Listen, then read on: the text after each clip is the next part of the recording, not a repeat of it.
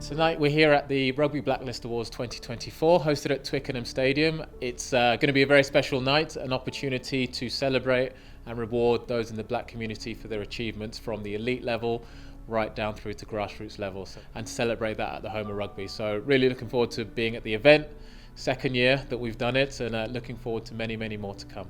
Tonight is an amazing celebration of black experiences and black participation in rugby union in England. It's really important that we as the RFU, as the governing body for this sport, support these kinds of initiatives as best as we can, partner with them and ultimately help grow them, because inclusion and diversity for us as a rugby union, as the RFU, is ultimately about growing the game. It's getting as many eyeballs on our sport, getting more people playing the game of rugby, falling in love with it, and ultimately making it as far as they wish to go. And we know we've got so much work to do. We've not been as representative in the past as we'd like to be, but it's certainly an integral part of where we want to go in the future. And ensuring nights like this, giving platforms, creating platforms for experiences to be shared, completes the rugby story and hopefully sets us up to be a more inclusive game for the future. Also tonight we've got people from the community game, from the elite end of the game, people who've played, who are now pundits and broadcasters, all coming together in one space.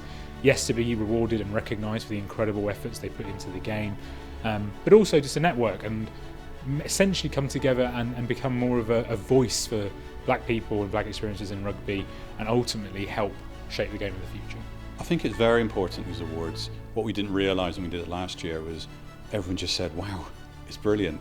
And all we want to do is just shine a light really on achievements, and it's only by us telling our stories and explaining to people what we had to go through to say, actually guys, you're quite privileged, especially the professionals. You're the 1%, you're the people who've made it, you're the people who've now be role models. You can support other kids, they can have confidence that you've provided them, that they actually can try and be like you, whereas I didn't have anyone when I started playing. I think nights like tonight, and this in particular, is incredibly important for the sport, for recognising, I've been involved in rugby for 20 odd years from a professional capacity, so to have something like this, and it's it's in its infancy and it will continue to grow, but it makes me feel, I guess, even more aligned, closer to rugby, makes the sport feel more special to me. I've worked with a number of people since I've been in this career, and almost having a bit of recognition. There have been some great people that I've met along the way, so having this sort of recognition would be an amazing opportunity, amazing experience, and I'd be really proud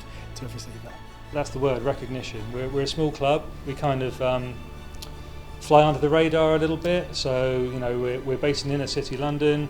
We're sandwiched between Peckham, Camberwell, Woolworth. It's not a rugby hotbed, so we have to work really hard, so it'll be fantastic to be recognised for the work that we do. But just being here is a testament enough, I think. It's an honour, to be honest. It's nice to be, everyone loves praise, don't they, and everyone wants to feel appreciated, and I guess this all kind of represents that, so that is fantastic. Someone wrote some really nice words about me, and hopefully that's the impact that I'm having out there. When I was younger, I was able to see players like Maro and Ellis Genge, and there's loads of players to look up to and see that there's a route, and I feel like for us now, it's shown that them being there is helped more black people to come into the sport.